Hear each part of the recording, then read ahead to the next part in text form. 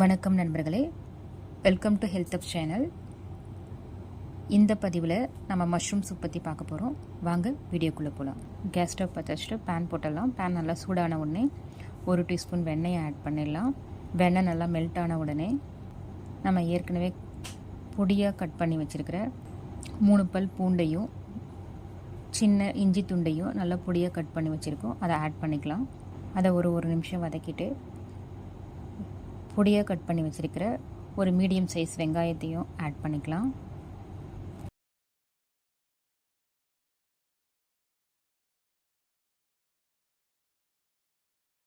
வெங்காயம் வதங்கின உடனே 8 பட்டன் மஷ்ரூமை க்ளீன் பண்ணி பொடியாக கட் பண்ணி வச்சுருக்கோம். அதை ஆட் பண்ணிக்கலாம். ஒரு 2 மினிட்ஸ் நல்லா வதங்கிட்ட உடனே 5 கப் வாட்டரை ஆட் பண்ணிக்கலாம்.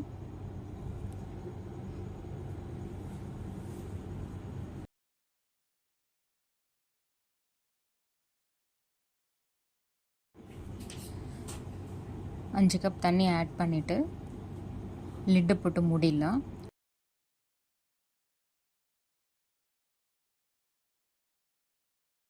ஒரு 4 மினிட்ஸ்க்கு அப்புறம் லிட்டை ஓப்பன் பண்ணிவிட்டு ஸ்ப்ரிங் ஆனியனை பொடியை ஒரு கைப்பிடி அளவுக்கு கட் பண்ணி வச்சுருக்கோம். அதை ஆட் பண்ணிடலாம்.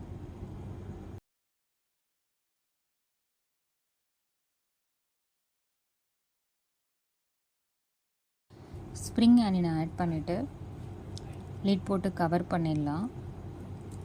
கவர் பண்ணிவிட்டு திரும்ப 4 மினிட்ஸ் நல்லா பாயில் பண்ண விட்டுடலாம். 4 மினிட்ஸ்க்கு அப்புறம் எடுத்து பார்த்தோன்னா ஸ்ப்ரிங் ஆனியன் பாயில் ஆகிட்ருக்கும். இந்த ஸ்டேஜில் நம்ம 2 டீஸ்பூன் கார்ன்ஃப்ளவர் மாவை மிக்ஸ் பண்ணி எடுத்து வச்சுருப்போம். அதை ஆட் பண்ணிக்கலாம். நல்லா கலந்து விட்டுக்கலாம்.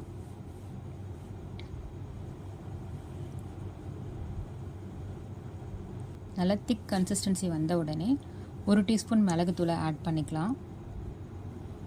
இப்போ நல்லா கலந்து விட்டுக்கலாம்.